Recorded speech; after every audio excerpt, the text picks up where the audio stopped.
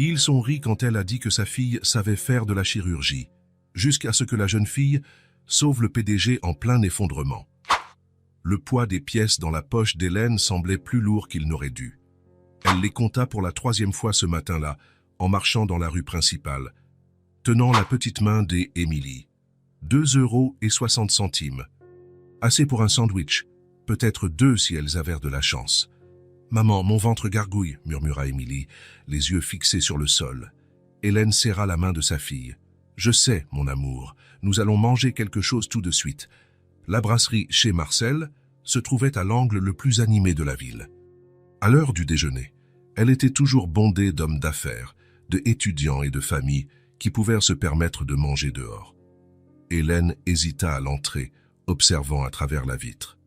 Tous semblaient certains d'être à leur place. « Allons-y », dit Émilie en tirant la main de sa mère. « J'ai très faim. » Hélène prit une profonde inspiration et poussa la porte. La clochette au-dessus de l'entrée tinta, annonçant leur arrivée. Quelques têtes se tournèrent, jetèrent un rapide coup d'œil et retournèrent à leur conversation. Hélène guida Émilie jusqu'au comptoir, où un jeune homme avec un tablier taché essuyait des verres. « Bonjour », dit le serveur. « Que puis-je faire pour vous ?» Hélène regarda le menu affiché au mur. Les prix dansèrent devant ses yeux. Hamburger avec frites, 4,50 €. Sandwich au poulet, 3,75 €. Même le moins cher coûtait presque tout ce qu'elle possédait. « Un sandwich au jambon », dit-elle finalement. « Juste un. Vous voulez des frites ou une boisson avec ça ?»« Non, merci. Juste le sandwich. » Émilie leva les yeux vers sa mère, puis vers le serveur. Elle comprenait. Elle comprenait toujours. Hélène sortit les pièces de sa poche, une par une. Le son métallique résonna sur le comptoir en formica rayé. 25 centimes, 50, 75. Le serveur attendit patiemment pendant qu'elle comptait. D'autres personnes dans la file derrière elle commencèrent à s'agiter impatiemment. « 2,60 €, dit Hélène en poussant les pièces vers l'avant. L'une des pièces roula et tomba par terre. Émilie se pencha rapidement pour la ramasser, les joues rouges. Quand elle se releva, un homme derrière elle soupira bruyamment. « Vous pouvez vous asseoir où vous voulez, » dit le serveur gentiment. « Je vous l'apporterai quand ce sera prêt. » Hélène trouva une petite table près de la fenêtre. Elle et Émilie s'assirent sur des chaises en plastique qui grinçaient sous leur poids. La brasserie était remplie du brouhaha des conversations, du tintement des couverts sur les assiettes et du grésillement de la plaque chauffante dans la cuisine. Émilie balança ses jambes qui ne touchèrent pas le sol. « Maman, quand penses-tu trouver un autre travail ?» La question frappa Hélène comme un coup de poing dans l'estomac. « Bientôt, j'espère.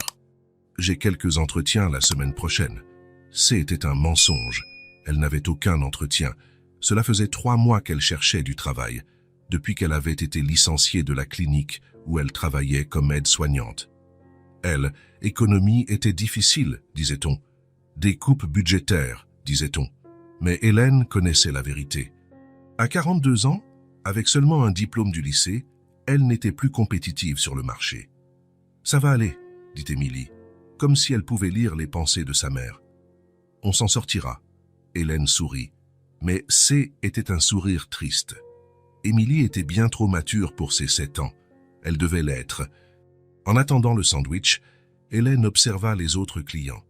À la table D, à côté, 2 femmes discutaient de leurs vacances en Europe. Plus loin, un groupe d'hommes en costume discutait affaires, gesticulant avec des fourchettes chargées de nourriture. Et dans le coin le plus éloigné, Hélène plissa les yeux. Un homme assis seul tripotait son téléphone portable, mais quelque chose chez lui attira son attention. Le costume était impeccable, cher. La montre à son poignet brillait même sous la lumière fluorescente de la brasserie. Ses chaussures étaient si polies qu'elles reflétaient les lumières du plafond. « Maman, regarde cet homme », murmura Émilie. Hélène suivit le regard de sa fille.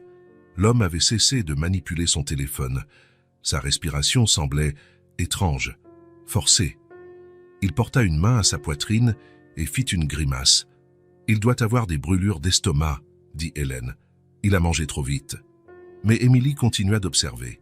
Elle avait une façon particulière de remarquer quand les gens n'allaient pas bien. Ça était quelque chose qu'Hélène avait toujours admiré chez sa fille, cette capacité à percevoir des détails que d'autres manquaient. L'homme tenta de prendre le verre d'eau sur la table, mais sa main trembla. Le verre lui échappa des doigts et se brisa sur le sol. Le bruit fit se tourner plusieurs personnes vers lui. « Excusez-moi », dit l'homme d'une voix rauque. « Je suis juste. » Il tenta de se lever, mais ses jambes fléchirent. Il chancela sur le côté et tomba lourdement sur le sol. L'impact fit trembler les assiettes sur la table D à côté. Pendant un instant, toute la brasserie fut silencieuse. Puis, quelqu'un cria « Mon Dieu, que quelqu'un appelle une ambulance !» Les gens commencèrent à se lever, s'approchant de l'homme tombé. Hélène sentit Émilie tirer sa manche. « Maman, il ne respire pas bien. » Hélène regarda plus attentivement. L'homme était au sol, conscient, mais sa peau devenait bleuâtre. Chaque respiration semblait un effort immense, accompagné d'un son étrange, comme un sifflement. « Quelqu'un a déjà appelé les urgences ?» cria une femme. « J'appelle tout de suite », répondit un homme, déjà le téléphone à l'oreille. Hélène se leva et s'approcha. Elle avait travaillé en clinique pendant des années. Elle reconnaissait les signes d'une urgence respiratoire quand elle en voyait une. « Excusez-moi », dit-elle en s'agenouillant à côté de l'homme. « Monsieur, vous m'entendez ?» L'homme ouvrit les yeux et tenta de parler, mais seul un bruit étouffé sortit. Son visage était de plus en plus bleu. Hélène regarda autour d'elle. « Vous avez une trousse de premier secours ici ?» Le serveur courut derrière le comptoir. « Oui, on en a une. » Un instant. Il revint avec une boîte rouge et la tendit à Hélène. Émilie s'approcha et prit la trousse des mains de sa mère. « Je sais comment t'aider, » dit Émilie en ouvrant la boîte. « Je dois faire une petite intervention. » La brasserie éclata de rire. « Une intervention ?» rit bruyamment un homme barbu. « La petite veut faire de la chirurgie. Comme c'est mignon, dit une femme, riant encore. Elle se prend pour un médecin. Que quelqu'un lui retire cette trousse des mains avant qu'elle ne fasse une bêtise, cria un autre client. Les enfants de nos jours regardent trop de films, commenta une dame en secouant la tête. Chirurgie à 7 ans. Ça, c'est une bonne blague, rit un autre homme. Émilie regarda toutes les personnes qui riaient d'elle, puis l'homme au sol qui devenait de plus en plus violet. Elle prit une profonde inspiration. « L'ambulance arrive bientôt ?» demanda quelqu'un, souriant toujours. « Ils ont dit au moins 15 minutes, » répondit l'homme au téléphone. « La circulation est terrible. 15 minutes. » Émilie regarda l'homme au sol. Elle savait qu'il n'avait pas 15 minutes. « Je sais vraiment comment aider, » dit Émilie, plus fort cette fois, interrompant les rires. « Madame Moreau l'a appris à l'école. »« Madame Moreau ?» rit une femme. « Sa maîtresse lui a appris la chirurgie. Quelle absurdité !»« Arrêtez de rire, » dit Hélène en se levant. « Regardez sa couleur. » Les gens cessèrent de rire et regardèrent. L'homme était presque bleu maintenant. « Mais ce n'est qu'une enfant, » dit l'homme barbu, ne riant plus. « C'est de la folie. » Émilie s'agenouilla à côté de l'homme. Elle avait pris la trousse de premier secours et la tenait contre sa poitrine. « J'ai étudié ça à l'école, » dit-elle d'une voix petite mais déterminée. Madame Moreau l'a enseigné.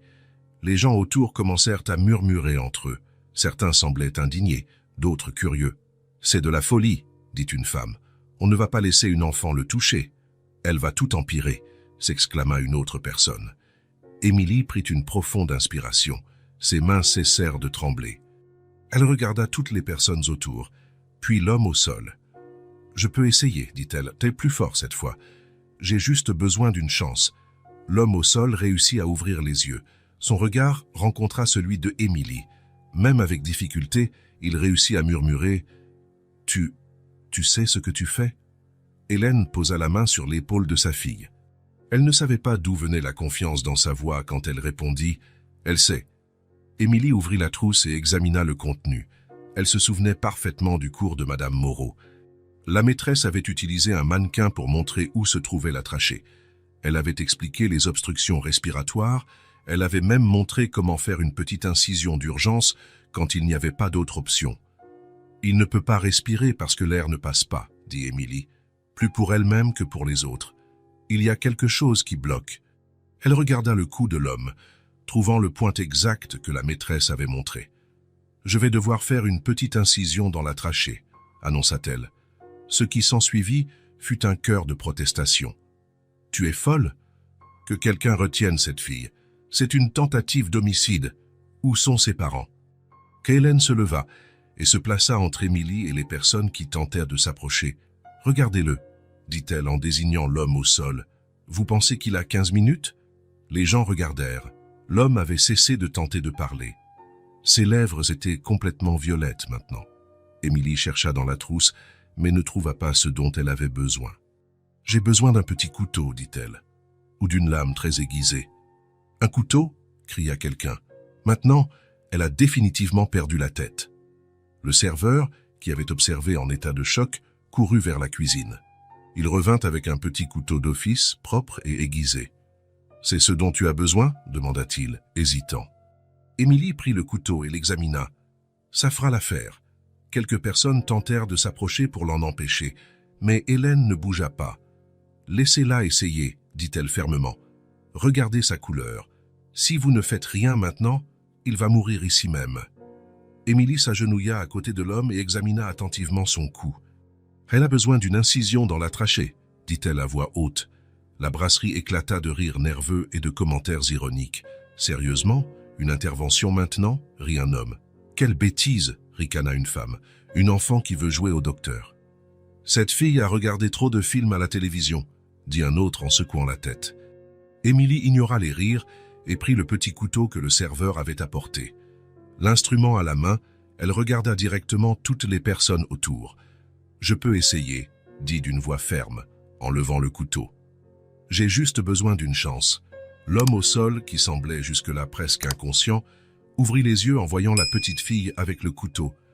Son visage montrait de la panique mêlée de désespoir. « Tu sais ce que tu fais ?» réussit-il à balbutier d'une voix rauque et entrecoupée. Hélène s'agenouilla à côté de sa fille et posa la main sur son épaule. Elle regarda l'homme droit dans les yeux et répondit avec une certitude qui la surprit elle-même. « Elle sait. » Émilie prit une profonde inspiration. D'une main, elle localisa le point exact sur la trachée. De l'autre, elle tint fermement le couteau. « Ça va faire un petit peu mal, » dit-elle à l'homme, sa voix désormais complètement calme. D'un mouvement rapide et précis, elle fit une petite incision horizontale. Le sang apparut, mais pas autant qu'elle l'avait espéré. Immédiatement, l'air commença à s'échapper par la coupure avec un sifflement fort. La poitrine de l'homme bougea. Après quelques secondes angoissantes, il fit un bruit. Puis, un autre. Il respirait. La brasserie fut plongée dans un silence absolu. Le seul son était la respiration laborieuse, mais constante, de l'homme au sol. Il ouvrit lentement les yeux. Sa couleur commença à revenir à la normale. Il regarda Émilie, qui était toujours agenouillée à ses côtés avec le couteau à la main, puis Hélène. « Comment ?» tenta-t-il de parler. « Ne forcez pas, » dit Émilie en essuyant le couteau sur une serviette en papier. « Vous devez rester tranquille jusqu'à l'arrivée de l'ambulance. » L'un des clients, un homme en costume qui avait crié contre la procédure, s'approcha lentement. « Mon Dieu !» murmura-t-il. « Elle l'a vraiment sauvée. » « Comment une enfant de 7 ans sait faire une chose pareille ?» demanda la femme qui protestait auparavant. Émilie haussa les épaules. « Madame Moreau l'a appris à l'école. Elle a dit que si quelqu'un ne pouvait plus respirer du tout et qu'il n'y avait pas de médecin à proximité, on pouvait essayer de faire ça. Mais c'est une procédure médicale complexe, dit un autre homme. Les médecins étudient des années pour apprendre ça. Tout le monde peut apprendre, répondit Émilie simplement. Madame Moreau a dit que sauver des vies n'est pas seulement l'affaire des médecins. L'homme au sol réussit à lever une main. Il fit un geste à Émilie pour qu'elle s'approche. Quand elle se pencha, il réussit à murmurer « Quel est ton nom ?»« Émilie. »« Émilie, » répéta-t-il. « Merci, tu m'as sauvée. » Émilie sourit. « C'est ce que j'ai appris à l'école. » Hélène s'agenouilla à côté de sa fille et l'étreignit. Ses propres mains tremblèrent maintenant, de soulagement et de fierté. « Tu as été incroyable, » murmura-t-elle à l'oreille de Émilie. « J'avais très peur, » confessa Émilie tout bas. « Je sais, mais tu l'as fait quand même, c'est ça le vrai courage. » Le son des sirènes commença à se rapprocher de l'extérieur. Émilie regarda par la fenêtre et vit les lumières rouges et bleues approcher. « L'ambulance, » dit-elle. L'homme au sol tenta de s'asseoir, mais Émilie lui fit signe de rester allongée. « Il vaut mieux ne pas trop bouger, » dit-elle. « Ils vont bien s'occuper de vous maintenant. » Les sirènes devinrent plus fortes jusqu'à s'arrêter juste devant la brasserie. 2 ambulanciers entrèrent en courant. transportant du matériel médical. Ils s'arrêtèrent brusquement en voyant l'homme au sol, conscient et respirant grâce à une incision dans le cou. « Qui a fait ça ?» demanda l'un des ambulanciers en s'agenouillant pour examiner la procédure. Toutes les personnes dans la brasserie montrèrent Émilie du doigt. L'ambulancier la regarda, puis Hélène, puis de nouveau Émilie. Son expression était celle d'une pure incrédulité. « Tu as fait ça ?» demanda-t-il. « Il ne pouvait pas respirer », expliqua Émilie calmement. « Alors j'ai fait ce que j'ai appris à l'école. » L'ambulancier examina l'incision attentivement. Après quelques secondes, il regarda son collègue. « C'est parfait, » dit-il, impressionné. « Elle lui a sauvé la vie. Sans cette incision, il n'aurait pas tenu jusqu'à notre arrivée. » Ils commencèrent à préparer l'homme pour le transport. Pendant qu'ils travaillaient, le premier ambulancier continua de regarder Émilie. « Quel âge as-tu » ? « 7 ans. » Il secoua la tête. « En 15 ans de métier, je n'ai jamais rien vu de pareil. Tu as un don, petite. » Hélène sentit une oppression dans sa poitrine, fierté mêlée d'une profonde inquiétude. Émilie avait clairement un talent spécial, mais comment une mère au chômage allait-elle pouvoir offrir à sa fille les opportunités qu'elle méritait? Les ambulanciers terminèrent de stabiliser l'homme et le placèrent sur le brancard. Avant d'être emmené à l'ambulance, il chercha Émilie du regard. « Émilie » appela-t-il. Elle s'approcha du brancard. « Merci beaucoup » dit-il. « Tu m'as donné une seconde chance de vivre. Remettez-vous bien » répondit Émilie, « et essayez de ne plus vous étouffer. » Le commentaire innocent arracha un sourire à l'homme, même dans son état. « Comment puis-je te retrouver » demanda-t-il. « Pour te remercier comme il se doit. » Hélène s'approcha rapidement. « Ce n'est pas nécessaire, monsieur. Nous avons fait ce que n'importe qui aurait fait. »« Non, » dit-il fermement, « pas n'importe qui. Elle m'a sauvé la vie. Je dois lui rendre cela d'une manière ou d'une autre. »« Remettez-vous vite, » dit Hélène. « C'est suffisant. » Les ambulanciers commencèrent à pousser le brancard vers la sortie. L'homme continua de regarder Émilie jusqu'à ce qu'il disparaisse par la porte. Lorsque l'ambulance partit, l'agitation dans la brasserie reprit lentement son cours normal. Mais les gens regardaient toujours Émilie avec un mélange d'admiration et de perplexité. Le serveur s'approcha avec le sandwich qu'Hélène avait commandé il y a une éternité. « C'est offert par la maison, » dit-il, en posant l'assiette sur la table. « En fait, vous pouvez commander ce que vous voulez.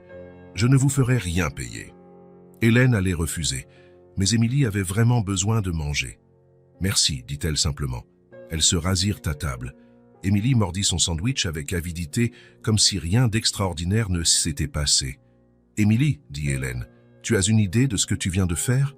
Émilie réfléchit un instant. « J'ai sauvé cet homme ? Oui, tu lui as sauvé la vie. » « À 7 ans. » Émilie haussa les épaules. « Madame Moreau disait toujours que tout le monde peut aider, peu importe l'âge. » Hélène sourit, mais sentit aussi des larmes monter à ses yeux. Sa fille était spéciale, plus spéciale qu'elle ne l'avait imaginé. « Tu veux être médecin quand tu seras grande ?» demanda-t-elle. Émilie mâcha pensivement. « Peut-être. Si je peux étudier suffisamment. » La réponse simple ramena toute la réalité de leur situation. Comment Émilie allait-elle pouvoir étudier la médecine si elles avaient à peine de quoi acheter un sandwich? Hélène ramassa la trousse de premier secours, qui était toujours ouverte sur la table, et la rendit au serveur. « Merci de l'avoir prêtée, » dit-elle. « De rien, » répondit-il. « Votre fille est un ange. Elle a littéralement sauvé la vie d'un homme ici aujourd'hui. » Hélène prit la main de Émilie. « Allons, mon amour, il est temps de rentrer à la maison. » Elles marchèrent jusqu'à la porte. La clochette tinta quand Hélène la poussa, disant au revoir à un jour qu'aucune d'elles n'oublierait jamais. Dehors, sur le trottoir, Émilie regarda en arrière. « Maman, tu penses qu'on va revoir cet homme ?» Hélène regarda sa fille. « Je ne sais pas, mon amour. »« Pourquoi ?» Il avait l'air important, et triste aussi. Hélène ne savait pas que l'homme qu'Émilie avait sauvé était Victor Dumont, l'un des hommes les plus riches de la région. Elle ne savait pas qu'il n'oublierait jamais ce qui s'était passé dans cette brasserie. Et elle ne savait pas que leur vie était sur le point de changer pour toujours. Pour l'instant, elle rentrait simplement chez elle, Émilie balançant la main de sa mère, se demandant si un jour elle pourrait vraiment être médecin, et Hélène se demandant comment elle allait pouvoir offrir à sa fille l'avenir qu'elle méritait. L'obscurité de la chambre d'hôpital engloutit Victor lorsqu'il ouvrit les yeux. Pendant un instant, il ne put se souvenir où il se trouvait. Le plafond blanc au-dessus de lui était couvert d'ombre, et le seul son était le bip constant d'un moniteur proche. 3h47 du matin indiquait l'horloge numérique sur la table de nuit. Victor tenta d'avaler et sentit l'inconfort dans son cou. Le pansement était là, lui rappelant tout ce qui s'était passé. Lentement, il porta la main à l'endroit où la jeune fille avait fait l'incision. La jeune fille. Il ferma les yeux et tenta de reconstituer chaque détail de ces moments dans la brasserie. La sensation d'étouffement, la panique croissante quand il réalisa qu'il ne pouvait plus respirer. Et puis, au milieu du chaos et des voix qui criaient, une voix petite et calme. « Je peux essayer, j'ai juste besoin d'une chance. » Victor bougea sa tête sur l'oreiller, cherchant une position plus confortable. Le mouvement fit tirer un peu le pansement, lui rappelant à nouveau la précision avec laquelle ses petites mains avaient travaillé. Comment était-ce possible? Une enfant de 7 ans effectuant une procédure dont beaucoup d'adultes ne savaient même pas qu'elle existait? L'infirmière était passée plus tôt et avait expliqué qu'il était stable.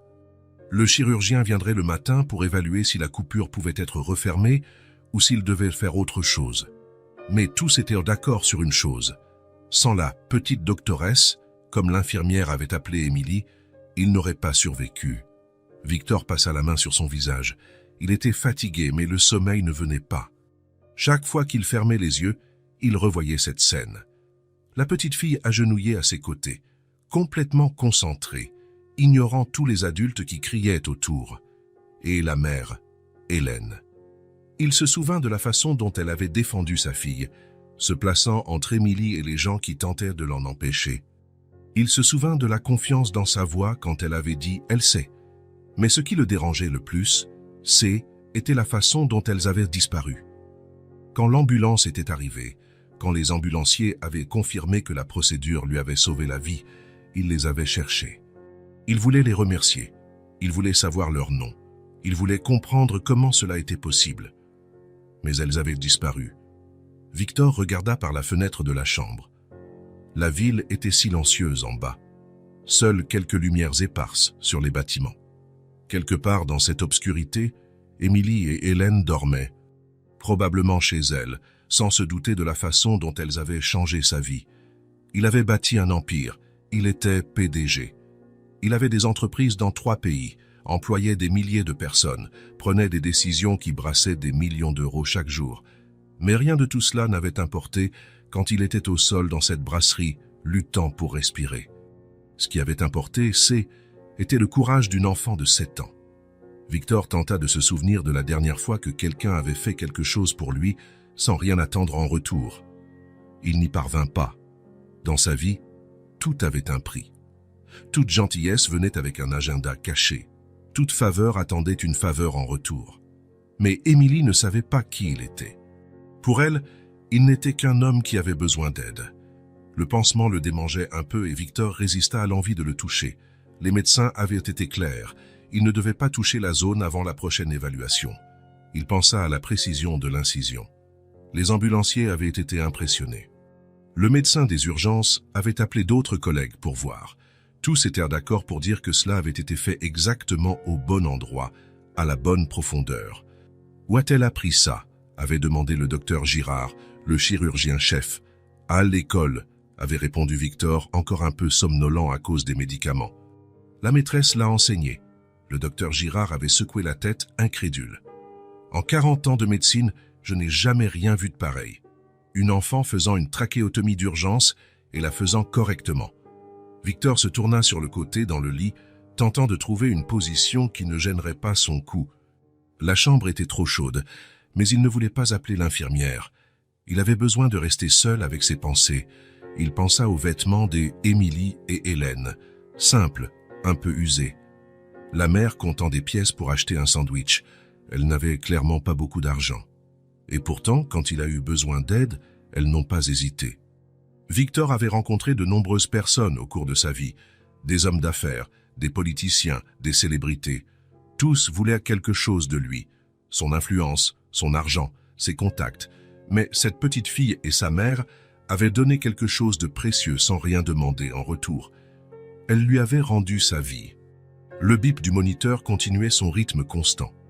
Victor regarda l'appareil, voyant les chiffres qui confirmaient que son cœur battait, que ses poumons fonctionnaient. Tout cela grâce à Émilie. Il devait les retrouver. Il ne savait pas vraiment pourquoi. Peut-être était-ce de la gratitude, peut-être était-ce de la curiosité, ou peut-être était-ce quelque chose de plus profond, quelque chose qu'il ne pouvait pas encore nommer. Il y avait quelque chose chez cette petite fille qui le fascinait. Ce n'était pas seulement ses compétences médicales, bien que cela fût impressionnant. Était son calme, sa détermination. La façon dont elle avait ignoré tous les adultes qui criaient et elle s'était concentrée sur ce qu'elle devait faire. Et il y avait quelque chose chez Hélène aussi. Le courage de laisser sa fille essayer. La confiance en la capacité de Émilie, même quand tous les autres disaient que c'était de la folie. Victor passa la main dans ses cheveux, il commençait à transpirer un peu. La climatisation de l'hôpital laissait toujours les chambres à une température étrange. Il pensa à son entreprise, au rendez-vous qu'il avait manqué aujourd'hui. Sa secrétaire était probablement en train de réorganiser tout son agenda. Des réunions annulées, des contrats en attente de signature, mais rien de tout cela ne semblait important maintenant. Ce qui importait, c'est qu'il était en vie, et il le devait à une petite fille qui ne connaissait même pas son nom. Victor regarda de nouveau le plafond. Les ombres avaient un peu changé à mesure que la nuit avançait. Dans quelques heures, le soleil se lèverait et l'hôpital reprendrait vie. Les médecins feraient leur ronde, les infirmières changeraient les pansements, les visiteurs rempliraient les couloirs. Mais pour l'instant, il n'y avait que lui et le silence, et les questions qui ne sortaient pas de sa tête. Où habitait-elle? Comment Émilie avait-elle vraiment appris cela? Pourquoi était-elle partie sans rien dire? Victor ferma les yeux et tenta de dormir. Mais les images revinrent. Émilie agenouillée à ses côtés, complètement concentrée. Hélène défendant sa fille contre tous les critiques. Les deux sortant de la brasserie comme si rien d'extraordinaire ne s'était passé. Il devait les retrouver. Il ne pourrait pas se reposer tant qu'il ne les aurait pas remerciés correctement. Tant qu'il n'aurait pas compris qui étaient ces personnes qui étaient apparues dans sa vie quand il en avait le plus besoin. Le pansement tira de nouveau lorsqu'il bougea, lui rappelant la dette qu'il portait désormais. Une dette qu'il ne savait comment rembourser. Victor ouvrit les yeux et regarda l'obscurité de la chambre. « Qui êtes-vous » murmura-t-il dans le silence. La question resta en suspens, sans réponse. Mais Victor savait qu'il ne se reposerait pas tant qu'il n'aurait pas découvert. Victor ajusta sa cravate pour la 3e fois, en marchant sur le trottoir en direction de la brasserie chez Marcel. 3 jours s'étaient écoulés depuis sa sortie de l'hôpital, 3 jours pendant lesquels il n'avait pu penser à rien d'autre qu'aux 2 personnes qui avaient changé sa vie pour toujours. La matinée était claire, avec un soleil doux qui réchauffait les rues encore peu animées. Était différent de ce jeudi agité où il avait failli mourir au même endroit. Maintenant, en milieu de semaine, la brasserie avait un rythme plus calme. Victor s'arrêta devant la porte vitrée et prit une profonde inspiration. La clochette au-dessus de l'entrée tinta lorsqu'il poussa la porte, un son qui avait désormais une signification particulière pour lui. Ça était le même son qu'Émilie et Hélène avaient entendu en entrant pour compter leurs pièces et acheter un sandwich. L'intérieur de la brasserie semblait plus petit qu'ils ne s'en souvenaient. Quelques tables étaient occupées par des clients solitaires, lisant des journaux ou travaillant sur des ordinateurs portables.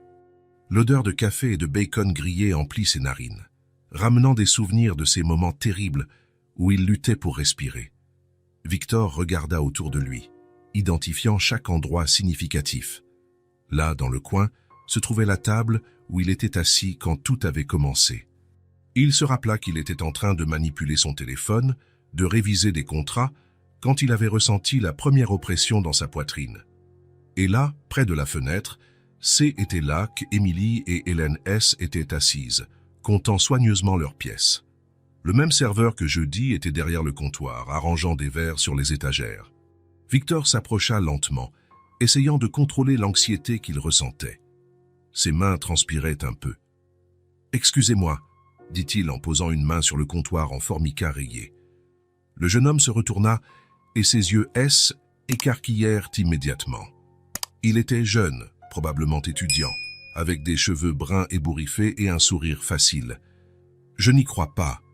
s'exclama-t-il, manquant de faire tomber le verre qu'il tenait. « Vous êtes l'homme que cette petite fille a sauvé. »« Exactement, » confirma Victor, tentant de sourire. « Comment allez-vous ?»« Je vais bien, mais vous ?»« Mon Dieu, tout va bien. Vous avez l'air en pleine forme. » Le garçon semblait sincèrement ému. « Mon cher, ce jour-là a été le plus fou de ma vie. Je n'ai jamais rien vu de pareil. »« Je vais très bien, merci, » répondit Victor. « En fait, c'est pour cela que je suis ici. Je voulais vous poser une question importante. »« Bien sûr, n'importe quoi. » Le serveur se pencha en avant, clairement curieux. Victor hésita un instant, choisissant ses mots. « La petite fille qui m'a sauvé et sa mère. Savez-vous qui elles sont ?» Le jeune homme fronça les sourcils, pensif. « Vous voulez dire leur nom complet, adresse ? N'importe quelle information. Je dois les retrouver pour les remercier comme il se doit. » Le serveur se gratta la tête, essayant clairement de se souvenir d'un détail utile. « Écoutez, je sais que la petite s'appelait Émilie, et la mère, Hélène, je crois. Mais à part ça, il secoua lentement la tête. Je suis désolé, mais elles ne sont jamais revenues ici. »« Jamais plus ?» Victor sentit une pointe de déception. « Non, vraiment. Et pourtant, je travaillais ici du lundi au samedi, de 7 heures du matin à 4 heures de l'après-midi. Si elles étaient revenues, je les aurais vues. » Le jeune homme marqua une pause, pensif. « Vous savez, elles n'avaient pas l'air d'être des clientes régulières.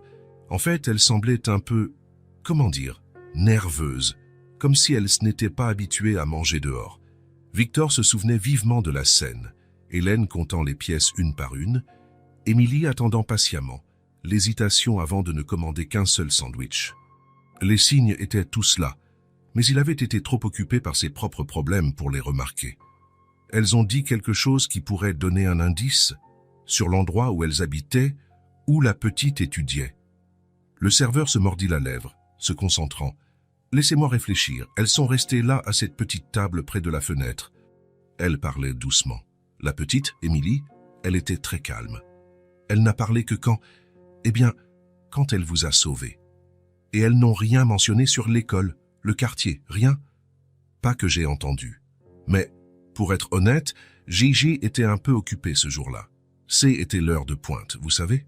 Le jeune homme fit une pause. Après que l'ambulance vous a emmené, certaines personnes ont aussi posé des questions sur elles. Tout le monde voulait savoir qui elles étaient, mais personne ne savait rien. Victor soupira, sentant la frustration monter. D'autres personnes ont demandé ? Oui. Certains clients qui étaient là ce jour-là sont revenus plus tard, voulant savoir si elles étaient réapparues. Tout le monde était impressionné par ce qui s'était passé. Mais c'est comme si elles avaient disparu. Victor posa ses 2 mains sur le comptoir, essayant de digérer l'information. Comment était-il possible que 2 personnes qui avaient eu un tel impact disparaissent simplement sans laisser de traces ? Vous n'avez même pas une idée de l'endroit où elles pourraient être. Le serveur secoua tristement la tête. « Je suis désolé, mon ami. J'aimerais pouvoir aider davantage. Cette petite... elle était incroyable. Je n'oublierai jamais son courage. »« Merci quand même, » dit Victor, tentant de masquer la déception dans sa voix. « Si elles réapparaissent ici, comptez sur moi. Je leur demanderai d'attendre et je vous appellerai tout de suite. »« Quel est votre numéro ?» Victor donna sa carte au jeune homme qui la rangea soigneusement dans sa poche. « J'espère que vous les trouverez, » dit le serveur. « Elles méritent de savoir que vous allez bien. » Victor fit un signe de tête et se dirigea vers la porte. Dehors, il s'arrêta sur le trottoir et regarda autour de lui. La ville semblait immense tout à coup. Émilie et Hélène étaient quelque part par là, mais où? Il passa les heures suivantes à visiter des établissements de la région. Il entra dans des pharmacies, demandant s'il connaissait une petite fille nommée Émilie qui s'y connaissait beaucoup en premier secours. Il visita de petits marchés, montrant les descriptions qu'il avait écrites sur un papier. Il s'arrêta dans d'autres brasseries et restaurants bon marché, demandant s'ils avaient déjà vu une mère et sa fille correspondant à la description. Dans chaque endroit, la réponse était la même. Peut-être, nous ne sommes pas sûrs, je ne me souviens pas. Certains visages lui semblaient familiers, mais personne n'avait d'informations concrètes. À la maison de santé de la rue des Chênes, Une pharmacienne âgée dit qu'elle avait peut-être déjà vu une femme avec une petite fille acheter des pansements bon marché, mais Hélène n'était pas sûre que ce fussent les mêmes personnes. Au supermarché du Val, un employé crut se souvenir d'une enfant qui demandait toujours des médicaments quand sa mère ne regardait pas. Mais encore une fois, rien de précis. Quand le soleil commença à se coucher, Victor était de retour chez lui, fatigué et frustré. Il avait passé la journée entière à chercher, visiter des dizaines d'endroits, parler à de nombreuses personnes et n'avait rien de concret à montrer de ses efforts. Au feu de signalisation de la rue principale, il s'arrêta et posa son front sur le volant un instant. Comment trouver 2 personnes dans une ville d'un demi-million d'habitants quand tout ce qu'il savait était leur prénom? La circulation de fin d'après-midi était dense, typique d'un jeudi. Victor regarda autour de lui, observant le mouvement des gens sur les trottoirs. Des cadres pressés rentrant du travail, des étudiants portant de lourds sacs à dos, des mères poussant des poussettes, des personnes âgées marchant lentement avec leurs sacs de course, et des vendeurs ambulants. Victor n'y avait jamais prêté beaucoup d'attention auparavant. Il avait toujours été trop occupé, toujours trop pressé pour remarquer. Mais maintenant, en attendant que le feu passe au vert, il observa plus attentivement. Il y avait un homme au coin de la rue qui vendait des journaux, criant les titres du jour. Une femme avec un chariot coloré offrait de la barbe à papa aux enfants qui passaient. 2 adolescents vendèrent des fleurs au couple qui marchait main dans la main. Et puis il la vit. À une centaine de mètres devant, une petite silhouette marchait entre les voitures arrêtées, offrant quelque chose au conducteur. Même de loin, même avec tout le mouvement autour, quelque chose dans cette silhouette fit le cœur de Victor s'accélérer. C était une petite fille, vêtue de vêtements simples. Elle portait un petit panier et se déplaçait prudemment entre les véhicules, s'arrêtant aux fenêtres des conducteurs pour offrir ce qui semblait être des bonbons ou des friandises. Victor plissa les yeux, tentant de mieux voir. La petite fille lui tournait le dos, mais il y avait quelque chose de familier dans sa façon de bouger, sa taille. Quand elle se retourna pour s'approcher d'une autre voiture, Victor vit son visage de profil. Émilie. Son cœur s'arrêta presque. C était-elle, sans l'ombre d'un doute. Les mêmes cheveux, le même visage sérieux et concentré, la même posture déterminée qu'il se souvenait de la brasserie. Victor regarda désespérément autour de lui, cherchant Hélène. Il la trouva à quelques mètres plus loin, appuyée contre un lampadaire, observant Émilie à distance. Elle portait un chemisier délavé et un jean et semblait fatiguée, mais elle surveillait clairement sa fille. Le feu passa au vert, mais Victor ne put bouger. Les voitures derrière lui commencèrent à klaxonner impatiemment, mais il ne s'en soucia pas. Rapidement, il mit son clignotant et manœuvra la voiture sur le bas-côté, s'arrêtant près du trottoir. Ses mains tremblaient un peu lorsqu'il coupa le moteur. Après avoir cherché toute la journée, il les avait trouvés par pur hasard. Émilie s'approchait de la zone où il était arrêté. Lorsqu'elle arriva près de la voiture, Victor baissa lentement la vitre, essayant de ne pas l'effrayer. « Émilie » appela-t-il doucement. La petite s'arrêta et le regarda, fronçant les sourcils. Pendant un instant, elle sembla confuse, comme si elle tentait de se souvenir où elle avait déjà vu ce visage. Puis, ses yeux écarquillèrent de reconnaissance. « Vous » s'exclama-t-elle, faisant quelques pas vers la voiture. « L'homme de la brasserie. »« C'est bien moi », Victor sourit, sentant une vague de soulagement et de bonheur. « Comment vas-tu, Émilie ?»« Je vais bien. » Elle s'approcha davantage de la fenêtre, clairement heureuse de le voir. « Et vous ? Votre cou va bien ?»« Il va très bien. Grâce à toi. » Hélène, qui avait remarqué Émilie arrêtée à côté d'une voiture en train de parler à quelqu'un, commença à s'approcher rapidement. Lorsqu'elle reconnut Victor, elle s'arrêta brusquement au milieu du trottoir, semblant ne pas savoir si elle devait courir ou s'approcher. Victor vit son hésitation et descendit lentement de la voiture, gardant ses mains visibles et se déplaçant de manière non menaçante. « Hélène, dit-il, d'une voix douce et respectueuse. « Je vous cherchais. » Hélène s'approcha avec prudence, tirant Émilie plus près d'elle. Ses yeux montraient un mélange de surprise, de nervosité et de confusion. « Cherchant ? Pourquoi ?» demanda-t-elle, sa voix chargée de suspicion. « Je devais vous remercier, expliqua Victor, faisant un petit pas en avant. Vraiment, Vous m'avez sauvé la vie et avez disparu avant que je puisse vous parler correctement. Hélène se détendit légèrement, mais semblait toujours tendue. Il ne fallait pas nous chercher pour ça. Nous avons fait ce que n'importe quelle personne décente aurait fait. Non. Victor secoua la tête avec insistance. Pas n'importe qui. Votre fille a fait quelque chose d'extraordinaire. Et vous avez eu le courage de la laisser essayer quand tous les autres adultes criaient que c'était de la folie. Émilie tira la manche du chemisier de sa mère. « Maman, je peux lui parler un petit peu ?» Hélène regarda Victor pendant un long moment, étudiant son visage, essayant de lire ses intentions. Finalement, après ce qui sembla une éternité, elle hocha lentement la tête. « Juste quelques minutes, dit-elle, toujours prudente. Victor sentit une vague de soulagement. « Merci beaucoup. Hélène, Émilie, s'il vous plaît, acceptez une invitation à manger quelque chose avec moi. J'aimerais beaucoup discuter avec vous, vous remercier comme il se doit. » Hélène hésita visiblement. Victor pouvait voir le conflit interne se refléter dans ses yeux. Il y avait de la méfiance, mais aussi de la fatigue et peut-être un peu de besoin.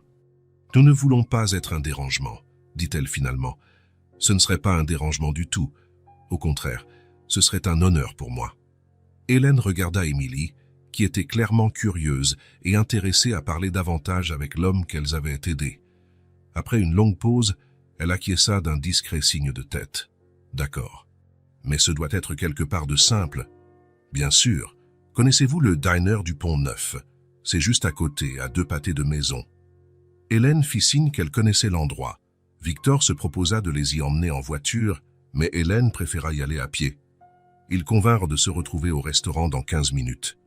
Le dîner du Pont-Neuf était exactement le genre d'endroit que Victor avait en tête.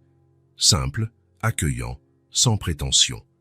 Il y avait des tables en formica, avec des banquettes en vinyle rouge, des lampes suspendues au-dessus de chaque table et l'odeur réconfortante de la cuisine maison.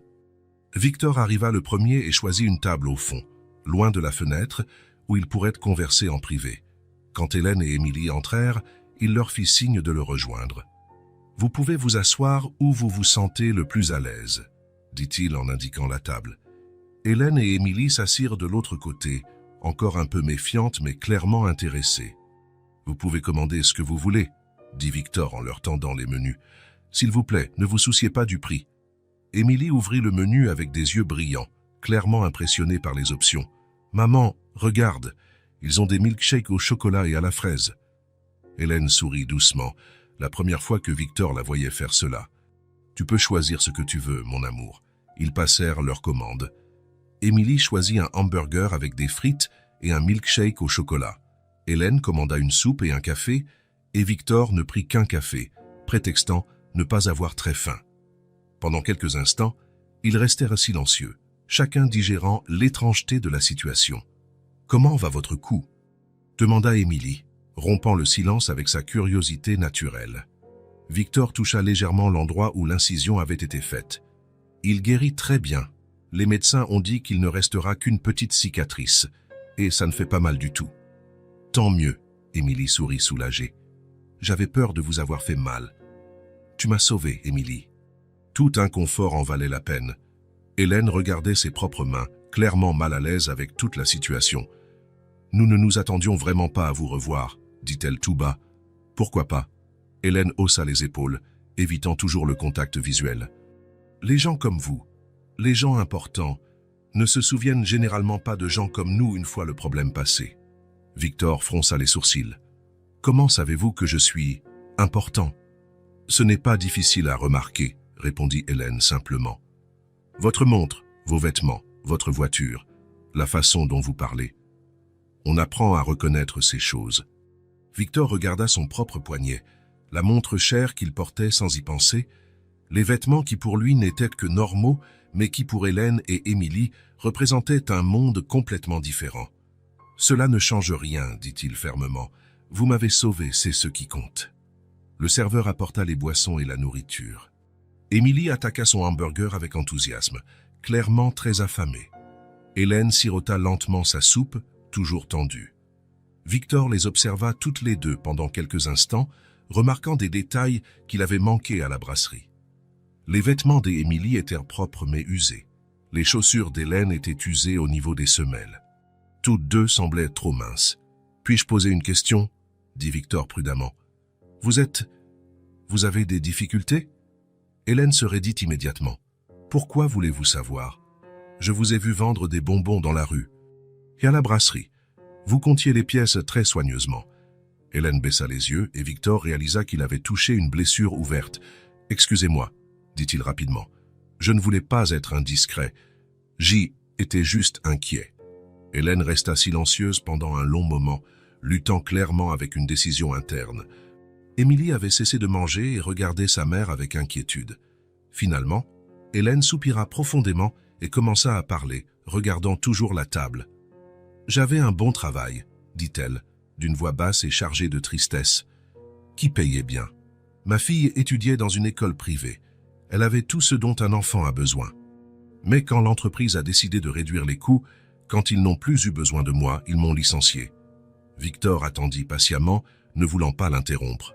« Après ça, tout a été perdu, » continua Hélène, sa voix devenant plus faible à chaque mot. « L'argent des économies s'est épuisé plus vite que je ne l'imaginais. J'ai dû retirer Émilie de l'école privée. Nous avons dû déménager dans un endroit beaucoup plus petit et moins cher. Elle fit une pause, prit une profonde inspiration et continua avec difficulté. Maintenant, nous sommes dans un petit appartement, dans un quartier qui n'est pas très bon. Nous avons plusieurs loyers en retard. Le propriétaire perd patience.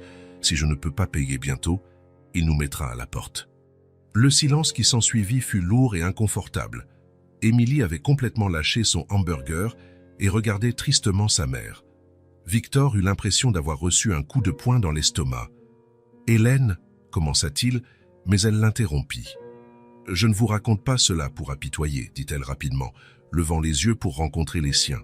« Et nous ne voulons pas de charité. Je vous explique simplement pourquoi vous nous avez vu vendre des bonbons dans la rue. On fait ce qu'on peut pour survivre. » Victor prit une profonde inspiration, essayant de digérer tout ce qu'il venait d'entendre. Ces deux personnes, qui lui avaient sauvé la vie sans rien demander en retour, luttaient simplement pour avoir un toit au-dessus de leur tête. Il regarda Émilie, qui avait recommencé à tripoter tristement son milkshake. « Émilie, » dit-il, changeant de sujet avec délicatesse, « puis-je te demander où tu as appris à faire ça, ce que tu m'as fait à la brasserie ?» Émilie le regarda avec ses grands yeux sérieux. « À l'école, » répondit d'une voix petite et un peu gênée. « Il y a eu un cours spécial de premier secours. La maîtresse nous a appris où couper, si quelqu'un ne pouvait plus respirer. J'ai juste fait comme elle a montré. » Victor secoua la tête, toujours impressionné. « Mais Émilie, ce n'est pas une chose simple. C'est une procédure médicale très complexe et dangereuse. » Émilie haussa les épaules avec l'innocence typique d'une enfant. Madame Moreau disait que tout le monde peut apprendre à sauver des vies, qu'il n'est pas nécessaire d'être médecin pour aider quelqu'un qui est en train de mourir. Elle a dit que parfois une personne ordinaire peut faire la différence entre la vie et la mort de quelqu'un. Madame Moreau était votre maîtresse ? Oui, confirma Émilie, sa voix devenant plus animée en parlant de elle, école. C était la meilleure maîtresse du monde. Elle enseignait plein de choses utiles, pas seulement les matières normales. Elle a apporté des mannequins spéciaux et a montré à toute la classe où se trouve la trachée. Comment faire la petite coupure si la personne s'étouffe et qu'il n'y a aucun moyen d'aider.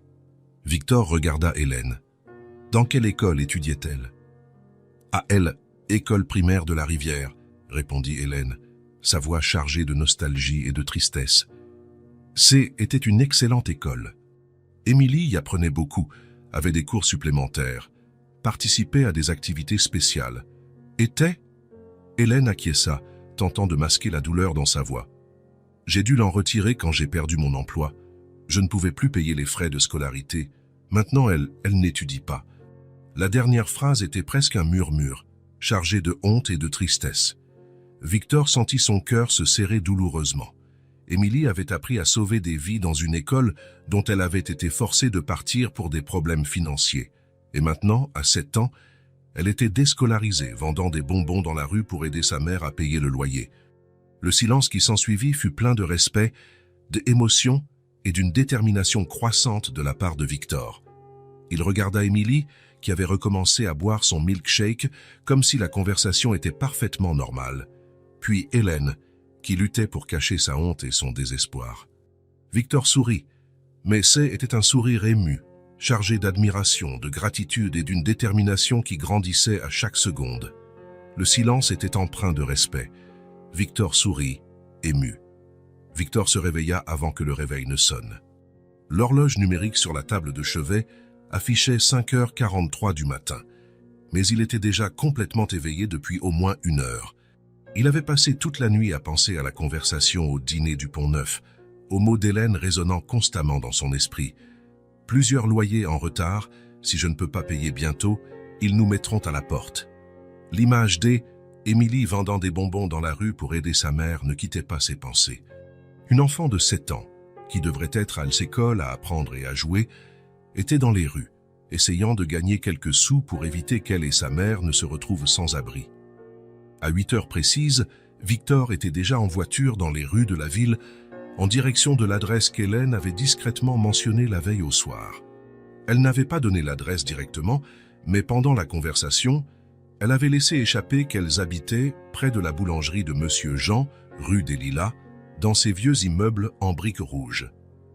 Victor avait facilement trouvé la boulangerie en utilisant le GPS et maintenant il cherchait les immeubles qu'Hélène avait décrits. Le quartier était bien différent de la région où Victor habitait. Les rues étaient de plus étroites, avec de petites maisons et d'anciens immeubles de 2 ou 3 étages. Certaines maisons avaient de minuscules jardins devant, d'autres n'avaient qu'un trottoir étroit, séparant la porte de la rue.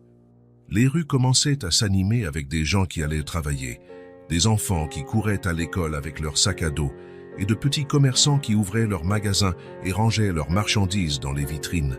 Victor se gara devant un immeuble de briques rouges de 3 étages qui semblait avoir été construit il y a plusieurs décennies. La peinture de la façade écaillait par endroits, révélant la brique en dessous, mais le bâtiment semblait structurellement solide et bien entretenu. Il y avait de petits balcons à chaque étage, certains décorés de pots de fleurs, d'autres servant de lieu pour sécher le linge. Il vérifia l'adresse qu'il avait mentalement notée la veille au soir et prit une profonde inspiration avant de s'approcher de l'entrée de l'immeuble.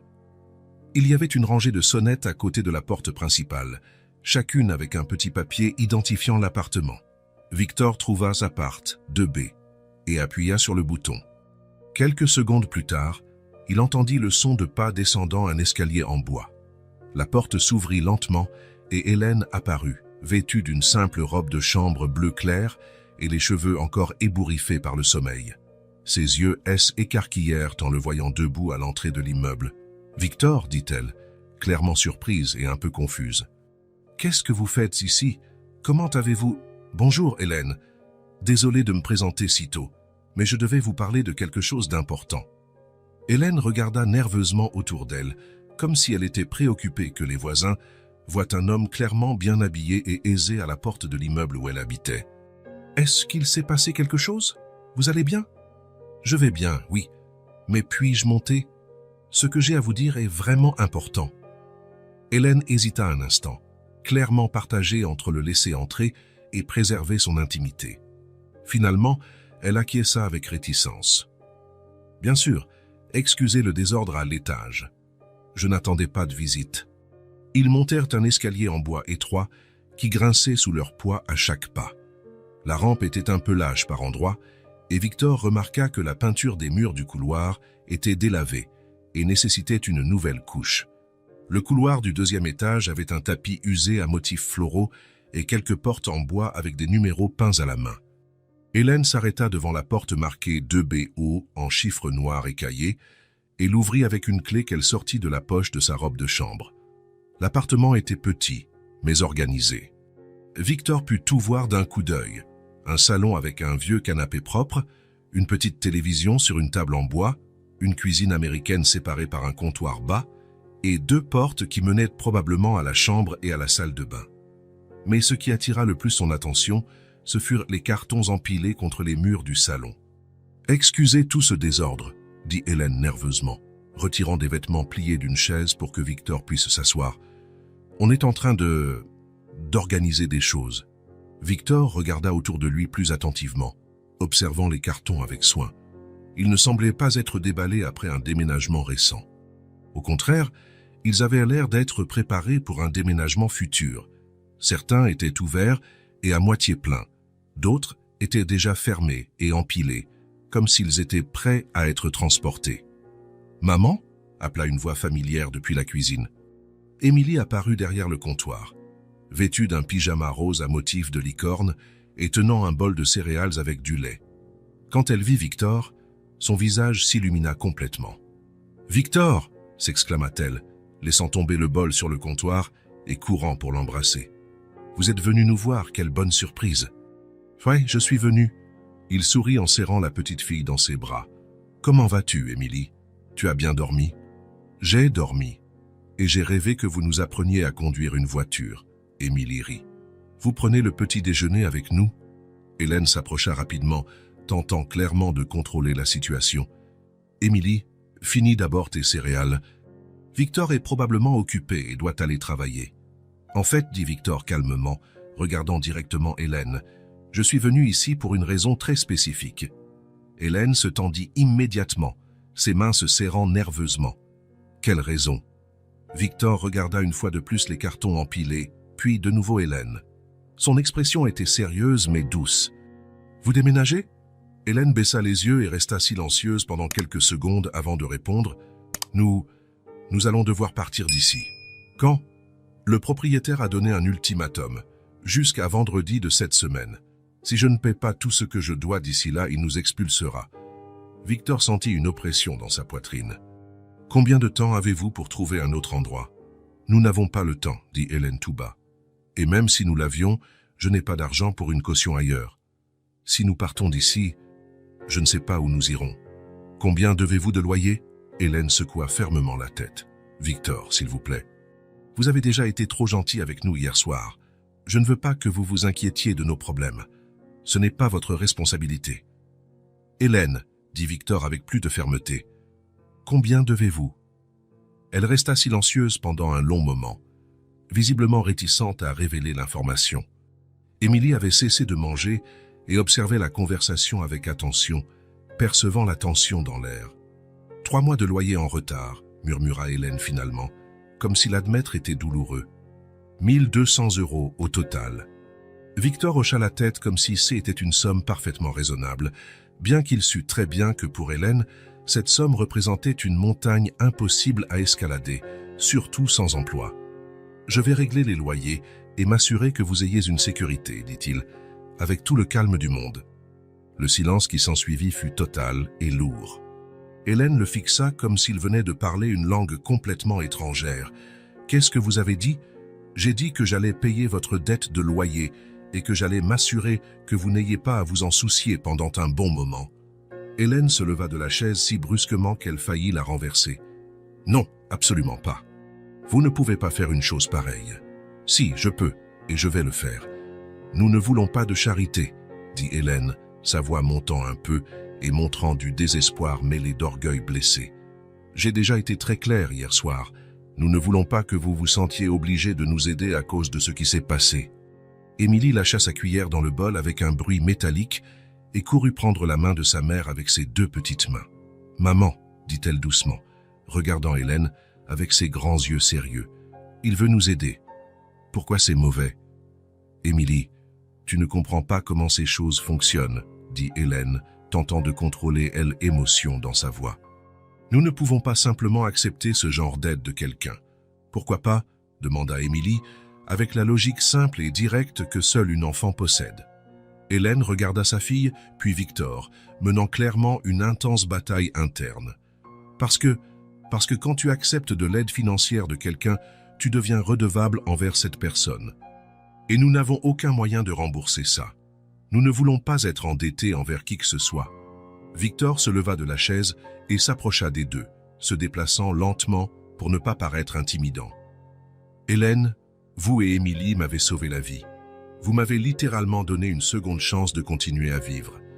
Comment pouvez-vous penser que je me sens obligé d'aider ? Je suis reconnaissant, profondément reconnaissant. Mais c'est beaucoup d'argent. Pour moi, non, dit Victor avec une totale honnêteté. Et pour vous, cette somme signifie la différence entre avoir un toit au-dessus de vos têtes ou vivre dans la rue. Émilie, veux-tu que ta mère accepte mon aide? Émilie acquiesça vigoureusement, tenant toujours fermement la main d'Hélène. Maman, s'il te plaît, dit-elle, sa voix petite mais pleine de supplication. Je ne veux pas qu'on ait à vivre dans la rue. J'ai peur de vivre dans la rue.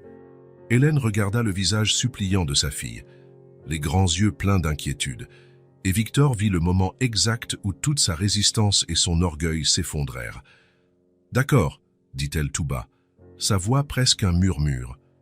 Mais je veux qu'il soit bien clair que c'est un prêt. Je trouverai un moyen de vous rembourser, même si ça prend de nombreuses années. » Victor sourit gentiment. « Si cela vous fait vous sentir mieux et plus à l'aise, vous pouvez considérer cela comme un prêt sans intérêt et sans date limite fixe. » 1h30 plus tard, Victor était assis dans le petit bureau exigu du propriétaire de l'immeuble, un homme d'âge moyen à la moustache grisonnante nommé Monsieur Leroy. L'homme semblait sincèrement surpris de voir quelqu'un d'aussi bien habillé et prospère vouloir payer la dette d'Hélène. « Vous êtes de sa famille? Son frère, peut-être » demanda-t-il curieusement, tout en comptant soigneusement l'argent que Victor lui avait remis. « Je suis un ami de la famille. Hélène est une bonne locataire. Elle l'a toujours été, dit Monsieur Leroy, rangeant l'argent dans un petit coffre-fort derrière le bureau, toujours ponctuel avec le loyer jusqu'à ce qu'elle perde son emploi il y a quelques mois. J'ai pitié d'elle et de la petite, vraiment. Mais les affaires sont les affaires, vous comprenez? Je ne peux pas garder un appartement occupé sans recevoir. Je comprends parfaitement votre position, dit Victor diplomatiquement. Voici le paiement complet des 3 mois de retard, plus les 6 prochains mois payés d'avance. Monsieur Leroy cessa d'organiser les papiers et regarda directement Victor, clairement surpris. 6 mois d'avance, c'est très inhabituel. Je veux m'assurer qu'Hélène ait une stabilité et une tranquillité d'esprit pendant un certain temps. Et si elle rencontre des difficultés à l'avenir, veuillez me contacter en premier avant de prendre des mesures. Victor lui tendit sa carte de visite. Monsieur Leroy prit la carte et la lut attentivement. Bien sûr, je vous appellerai sans faute. Quand Victor retourna à l'appartement, il trouva Hélène assise à la table de la cuisine, la tête entre les mains. Émilie était à ses côtés, caressant les cheveux de sa mère avec des mouvements doux et affectueux. « Hélène » appela Victor doucement depuis la porte. Elle leva lentement le visage et Victor vit que des larmes coulaient silencieusement sur ses joues. « Tout va bien ? Il s'est passé quelque chose ?» Hélène se leva de sa chaise et marcha directement vers lui, l'enlaçant étroitement en pleurant de pur soulagement. « Merci » sanglota-t-elle contre sa poitrine. « Merci beaucoup. Vous n'avez aucune idée de ce que cela signifie pour nous. J'étais tellement désespéré. Je ne savais plus quoi faire. » Victor lui rendit l'étreinte, sentant une forte oppression dans sa poitrine, en réalisant le désespoir qu'Hélène avait caché. « Vous n'avez pas à me remercier, Hélène. Vous méritez la sécurité et la paix. » Émilie se joignit à l'étreinte, enlaçant leurs petits bras autour d'eux deux. « Maintenant, on n'aura pas à vivre dans la rue, » dit-elle, clairement soulagée. « Maintenant, on peut rester chez nous. »« Exactement, » confirma Victor, ému. « Vous êtes en sécurité ici aussi longtemps que vous le souhaitez. » Après ce jour, Victor commença à rendre visite à Hélène et Émilie régulièrement. Au début, Hélène restait visiblement tendue chaque fois qu'il apparaissait à la porte, comme si elle s'attendait à ce qu'il exige quelque chose en retour de toute l'aide qu'il avait apportée. Mais peu à peu, à mesure que les jours passaient et que Victor continuait de venir simplement pour converser et passer du temps avec elle, Hélène se détendit progressivement. Victor commença à apporter de petites choses, mais importantes. De la nourriture fraîche et variée du marché cher du centre-ville, de nouveaux vêtements pour Émilie qui grandissait rapidement et dont les vêtements devenaient trop petits, des livres colorés remplis d'histoires intéressantes et éducatives qu'il pensait qu'Émilie aimerait. « Vous n'avez vraiment pas besoin de continuer à apporter toutes ces choses, » disait Hélène à chaque fois, bien que Victor remarquait qu'elle ne semblait pas réellement dérangée. « Je sais que je n'en ai pas besoin, » répondait toujours Victor avec un sourire. « Mais je veux les apporter. Cela me rend heureux de pouvoir le faire. » Émilie s'attacha à Victor avec une naturelle qui surprit tout le monde, y compris lui-même. Elle courait à la porte chaque fois qu'elle entendait ses pas familiers dans l'escalier en bois, lui montrait fièrement tous les dessins qu'elle faisait pendant la journée, lui demandait de lui lire des histoires avant de dormir quand il restait plus tard. Un soir, environ 3 semaines après le premier paiement du loyer, Victor était assis par terre dans le salon avec Émilie. Ils peignaient ensemble sur une petite table basse en bois qu'il avait apportée spécialement pour les activités artistiques d'Émilie, utilisant un ensemble complet de peintures aquarelles et de pinceaux de différentes tailles que Émilie avait timidement demandé une semaine auparavant. « Qu'est-ce que tu peins aujourd'hui » demanda Victor, observant le dessin coloré qu'Émilie créait avec une concentration intense. « C'est notre famille », dit Émilie, sans lever les yeux du papier, complètement concentrée sur son travail. Victor regarda de plus près le dessin. Il y avait 3 figures clairement définies sur le papier. Une femme grande aux longs cheveux bruns, une petite fille vêtue d'une robe colorée et un homme grand en costume. « Puis-je demander qui est qui » ? Bien sûr, Émilie sourit, désignant chaque figure. « Ça, c'est maman, cette petite. C'est moi, et ce grand, c'est vous. » Victor sentit quelque chose se serrer fort dans sa poitrine. « Je suis dans le dessin de ta famille. Bien sûr que vous y êtes, » dit Émilie comme si c'est était la chose la plus naturelle du monde. « Vous faites partie de notre famille maintenant, n'est-ce pas ?» Victor regarda Hélène, qui était dans la cuisine en train de préparer du thé pour eux. Elle avait entendu toute la conversation et souriait doucement, observant l'interaction entre eux. « Émilie » dit Victor prudemment, choisissant ses mots. « Puis-je te poser une question importante ?»« Vous pouvez poser n'importe quelle question. » Victor hésita un instant, puis demanda d'une voix douce, « Tu vas être notre amie pour toujours. » Émilie cessa complètement de peindre et leva les yeux pour le regarder directement. Ses grands yeux sérieux étudièrent son visage pendant quelques secondes avant de répondre « Vous allez être notre amie pour toujours ?» Victor sourit, sentant une émotion profonde et indéfinissable grandir dans sa poitrine. « J'espère bien, dit-il, sa voix devenant un peu rauque d'émotion. « Alors moi aussi, je serai votre amie pour toujours. » Émilie sourit radieusement et recommença à peindre comme si elle venait de résoudre la question la plus importante du monde. Hélène observait toute la scène de loin, appuyée contre le chambranle de la porte de la cuisine. Victor pouvait voir quelque chose de fondamental changer dans son expression. La méfiance constante qu'elle avait portée depuis qu'ils se connaissaient était lentement remplacée par quelque chose de beaucoup plus doux et chaleureux.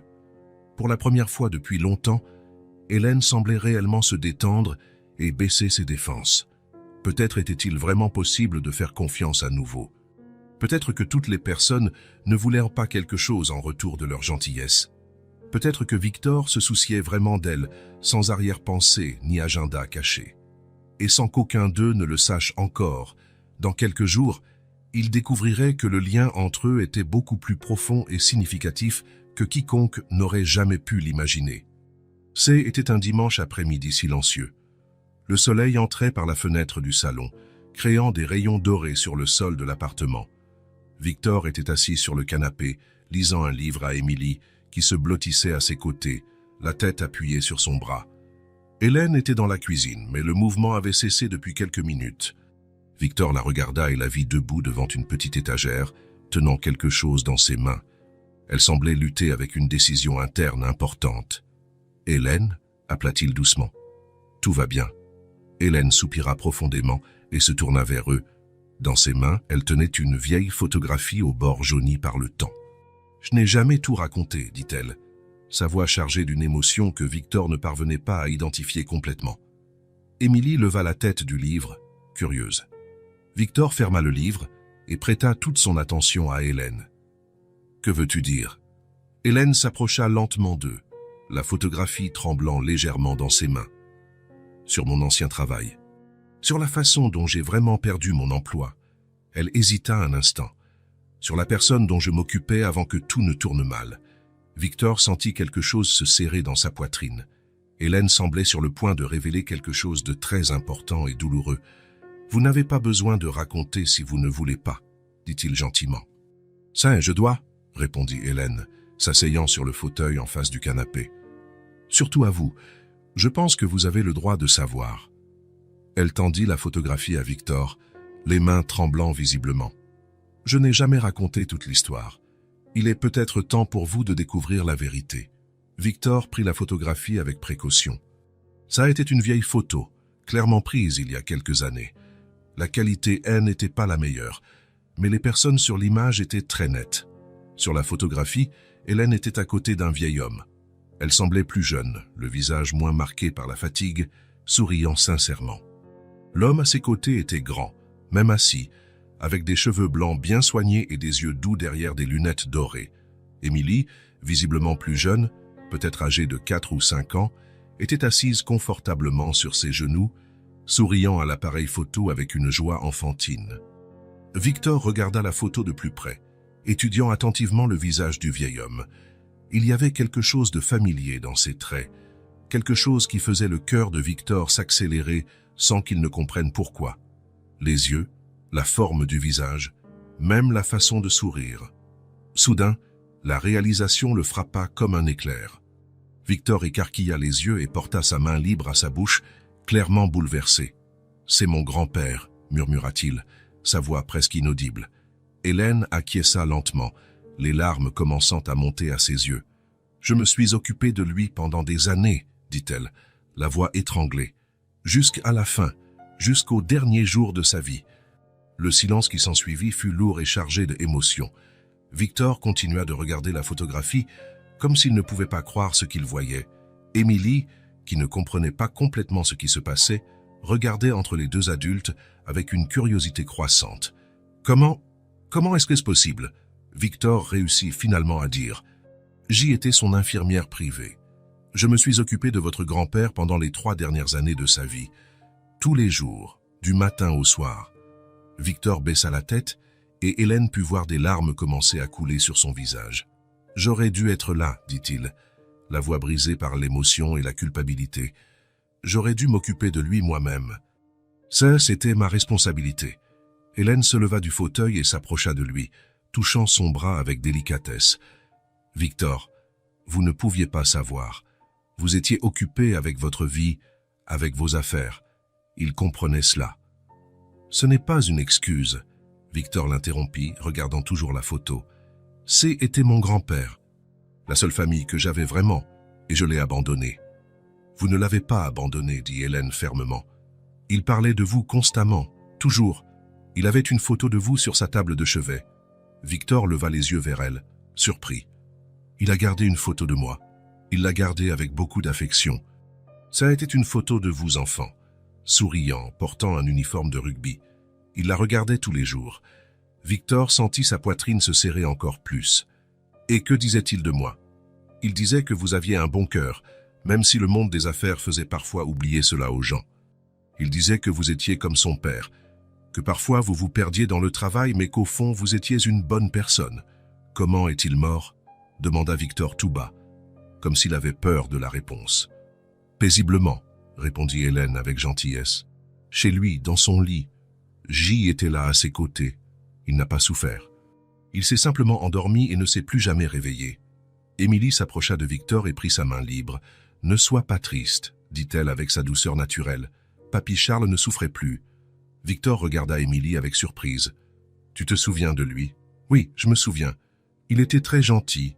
Il souriait toujours quand il me voyait. » Victor regarda Hélène, puis Émilie, puis de nouveau la photographie. Un mélange d'émotions passait sur son visage. Tristesse, regret, mais aussi une étrange sensation de connexion. « Vous deux, vous vous êtes occupés de lui quand je n'étais pas là. Il était facile à soigner, » expliqua Hélène. Même malade, même alité, il était toujours poli, toujours reconnaissant. Il ne se plaignait jamais de rien. Et quand il est mort, qu'est-ce qu'il vous est arrivé ? Hélène baissa les yeux. La famille a décidé qu'ils n'avaient plus besoin de mes services. Ils m'ont licencié le lendemain des funérailles. Victor sentit la colère monter dans sa poitrine. « Qui a pris cette décision ? Ça n'a plus d'importance maintenant, » dit Hélène rapidement. « Ce qui importe, c'est que je me suis occupé de lui avec tout l'amour que j'avais, et il le savait. Il a laissé quelque chose, un message pour moi ?» Hélène hésita un instant, puis acquiesça lentement. « Il a dit certaines choses avant de mourir. Il a dit que si un jour vous reveniez le chercher, je devais vous dire qu'il ne vous avait jamais cessé d'aimer, et qu'il comprenait pourquoi vous étiez toujours si occupé. » Victor ne put plus retenir ses larmes. Elles coulèrent librement sur son visage, tandis qu'il tenait la photographie contre sa poitrine. « Je n'avais aucune idée de tout cela, » sanglota-t-il. « Quand j'ai appris qu'il était mort, je n'ai même pas pu aller aux funérailles. J'y étais en voyage d'affaires à l'étranger. » Il savait que vous aviez un bon cœur, répéta Hélène, sa propre voix étranglée. Il le disait toujours. Il y a toujours cru, même quand vous ne veniez pas le voir. Émilie se blottit plus près de Victor, elle étreignant comme elle le faisait quand elle le sentait triste. « Ne sois pas triste, dit-elle de nouveau. Papy Charles t'aimait beaucoup. » Victor embrassa le sommet de la tête d'Émilie et regarda Hélène à travers ses larmes. « Maintenant, je comprends beaucoup de choses, dit-il. C'est pourquoi vous êtes parti de la brasserie sans rien dire. C'est pourquoi vous ne vouliez pas accepter mon aide au début. Vous saviez qui j'étais depuis le début. » Hélène secoua la tête. « Non, je ne savais pas au départ.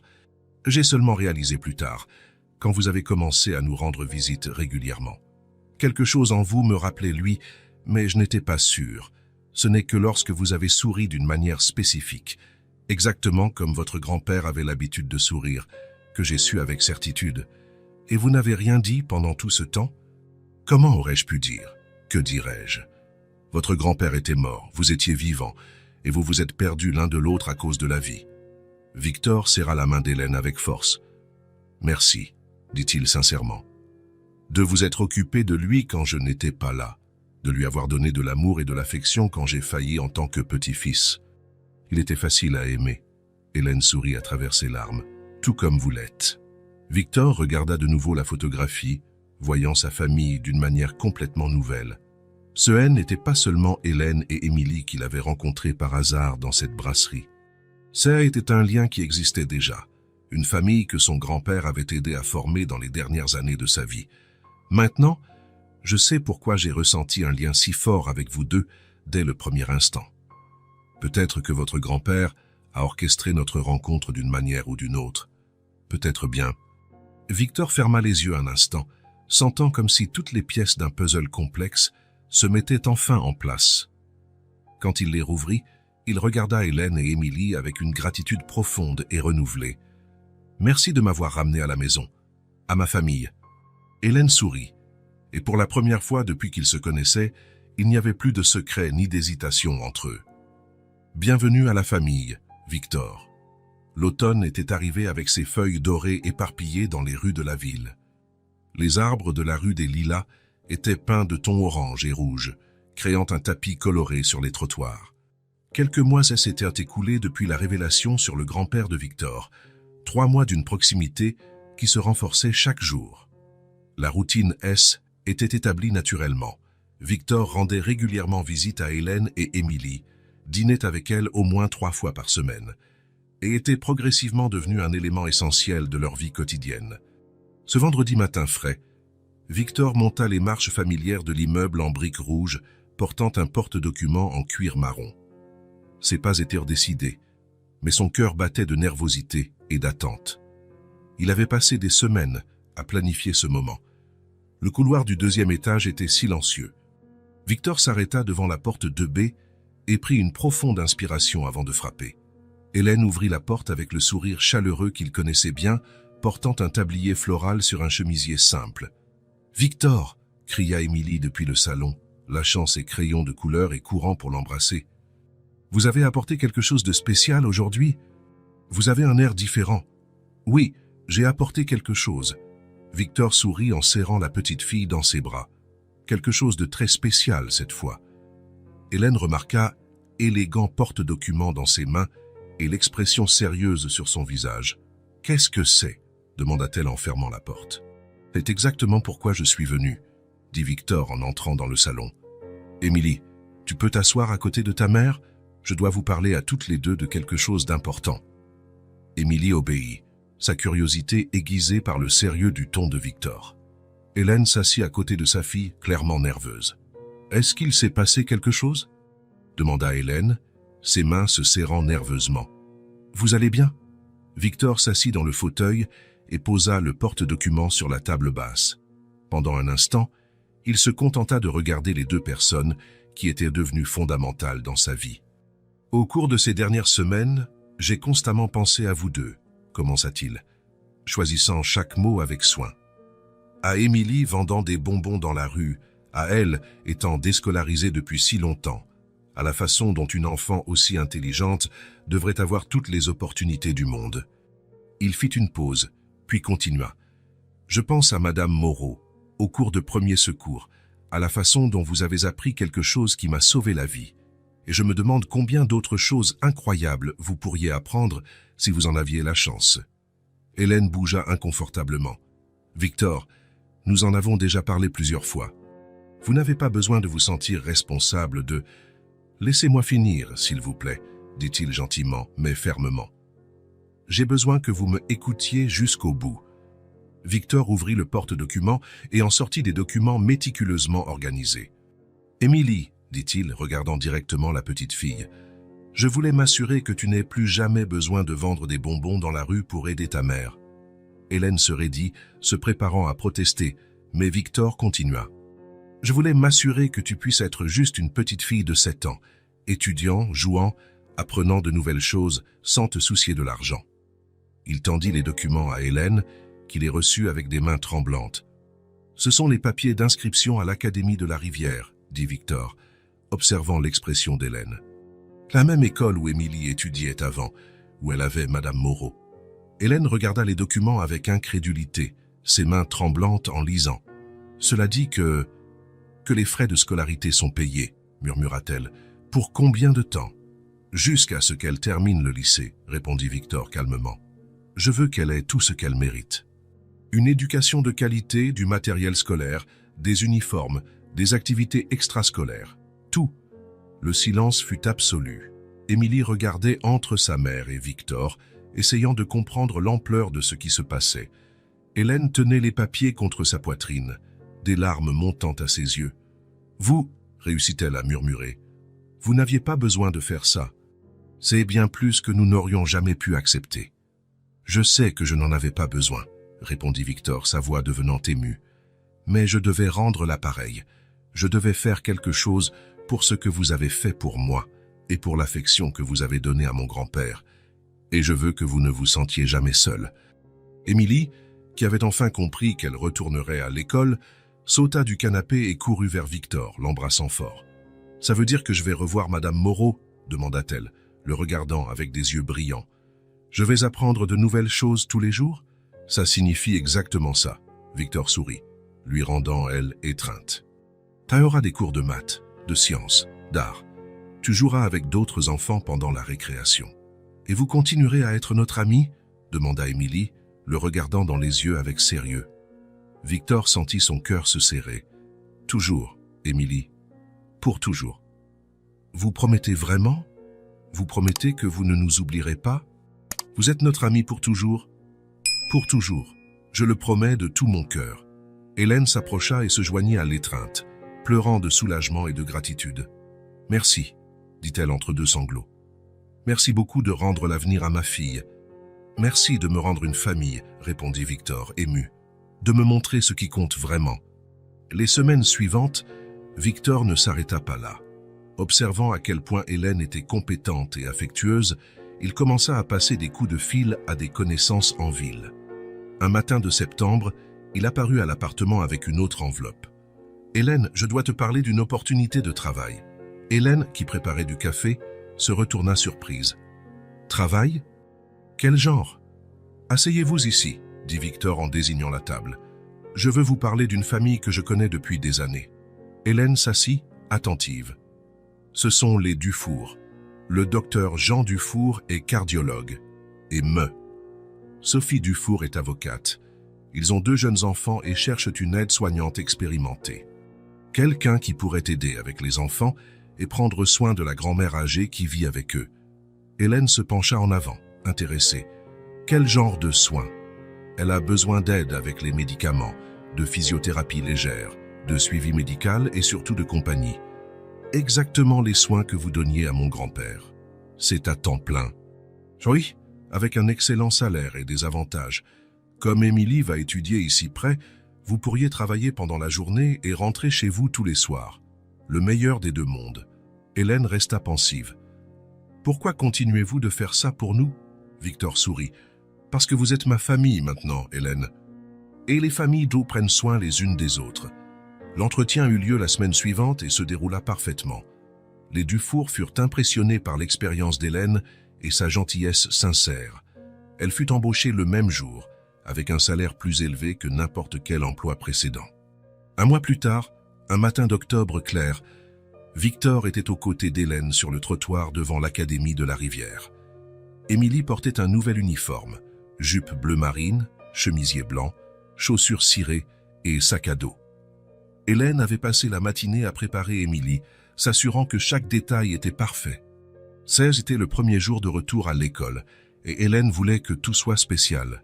« Je suis nerveuse », confessa Émilie, regardant le portail de l'école où d'autres enfants entraient. « Et si je ne me souviens plus comment être une bonne élève? Ça fait longtemps. » Victor s'accroupit à sa hauteur, ajustant sa cravate qui était de travers. « Tu sais ce que je pense ?» dit-il, la regardant dans les yeux. « Être élève, c'est comme faire du vélo. Une fois que tu as appris, tu n'oublies jamais complètement. »« Tu es sûr ?»« Oui, » dit Hélène, s'abaissant et arrangeant les cheveux de Émilie. « En plus, Madame Moreau t'attend. Elle était très heureuse de savoir que tu revenais. Madame Moreau est toujours là ?»« Ouais, elle l'est, » confirma Victor. « Et elle a dit qu'elle avait beaucoup de nouvelles choses à t'enseigner. »« Et vous serez là quand je sortirai ?» demanda Émilie, toujours incertaine. « Nous serons là tous les jours, » promit Hélène. « Je viendrai te chercher et Victor dînera avec nous chaque fois qu'il le pourra. Tous les jours, vraiment ?»« Tous les jours, » Victor confirma, tendant son petit doigt. « Promesse de petit doigt. » Émilie sourit, sa confiance retrouvée, et entrelaça son doigt avec le sien. « Promesse de petit doigt, » répéta-t-elle, scellant l'accord. Émilie embrassa sa mère, puis Victor, et marcha courageusement vers le portail. Elle se retourna une fois pour faire un signe de la main, et ils répondirent avec enthousiasme. Hélène observa sa fille traverser le portail et disparaître parmi les autres enfants, le cœur enfin en paix. Pour la première fois depuis des mois, elle sentait qu'elle pouvait respirer sans se soucier de l'avenir immédiat.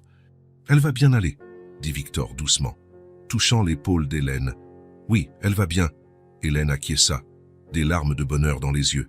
« Pour la première fois depuis longtemps, je crois enfin que tout a recommencé, que nous avons un véritable avenir devant nous. » Victor resta à ses côtés en silence, tous deux regardant l'école où Émilie commençait un nouveau chapitre. Le soleil matinal réchauffait leurs visages et l'avenir semblait plein de possibilités. « Victor, » dit Hélène tout bas, « oui, votre grand-père serait fier de l'homme que vous êtes devenu. » Victor sourit, sentant la paix dans son cœur. « Je pense qu'il a toujours su que nous en arriverions là ensemble. Peut-être est-ce lui qui a orchestré notre rencontre, peut-être bien, peut-être que ce jour à la brasserie N n'était pas un hasard. » Ils restèrent là quelques minutes de plus, deux adultes qui avaient trouvé une seconde chance d'avoir une famille. Ce n'était pas la famille traditionnelle qu'ils avaient imaginée, mais elle était parfaite telle qu'elle était. Quand ils commencèrent à marcher vers la voiture, Hélène demanda « Qu'est-ce qu'on fait maintenant ?»« Maintenant, » Victor répondit, ouvrant la porte pour elle, « nous vivons simplement, comme une famille. Une famille inattendue. La meilleure famille que j'ai jamais eue. » Hélène entra dans la voiture, souriant. Pour la première fois depuis longtemps, elle n'était pas inquiète pour le lendemain. Elle avait du travail. Émilie était à l'école et elles avaient Victor. Elles se teniant les uns les autres. Tandis que Victor conduisait, Hélène regarda par la fenêtre et pensa à la rapidité avec laquelle la vie pouvait changer. Des mois auparavant, elle comptait des pièces pour un sandwich, désespérée et sans espoir. Maintenant, elle avait une famille. Une famille qui avait commencé dans une brasserie animée avec une petite fille courageuse et une procédure d'urgence. Une famille unie par la gratitude, le courage et l'amour inattendu qui avaient surgi entre trois personnes qui avaient tout besoin les unes des autres. Là, ensemble dans la voiture, roulant dans les rues par un matin d'automne, ils découvrirent qu'ils s'appartenaient les uns aux autres comme une famille inattendue, mais parfaite. Les liens qui les unissaient ne se rompraient plus jamais. Des années plus tard, lorsque Émilie obtint son diplôme de médecine, elle dédia son diplôme à trois personnes. Hélène, qui avait toujours cru en elle, Victor, qui lui avait offert des opportunités, et à Papy Charles, qui, d'une manière ou d'une autre, les avait tous réunis. Lors de la cérémonie, Hélène pleurait de fierté. Victor était à ses côtés, son mari depuis 2 ans. Émilie avait été demoiselle d'honneur à leur mariage, rayonnante de bonheur. « On a réussi », murmura Hélène pendant la cérémonie. « On a réussi. » Victor acquiesça en lui serrant la main. Émilie, sur scène, rencontra leur regard dans le public et sourit. Cette petite fille qui vendait des bonbons dans la rue était maintenant médecin. Tout avait commencé par du courage dans une brasserie. Après la cérémonie, Émilie s'approcha, toujours en toge. « Merci, dit-elle en les serrant dans ses bras. « Pour tout. Merci de nous avoir sauvés, répondit Victor, littéralement et figurativement. » Émilie rit. « Je crois qu'on s'est sauvés mutuellement. » Et c'était vrai. Dans une brasserie, 3 vies s'étaient transformées pour toujours. Hélène avait trouvé la stabilité et l'amour. Victor avait trouvé une famille et un but. Émilie avait trouvé un avenir. Ils découvrirent que les meilleures familles sont celles que l'on choisit, pas celles où l'on naît. Les liens qui ne se rompent jamais sont construits avec amour, gratitude et courage. Et ces 3-là avaient construit quelque chose d'incassable. Une famille inattendue, mais parfaite. Si cette histoire vous a touché le cœur, abonnez-vous à la chaîne et activez la cloche de notification pour ne pas manquer les prochaines. Laissez un j'aime, car cela aide à recommander cette histoire à davantage de personnes. À la prochaine histoire.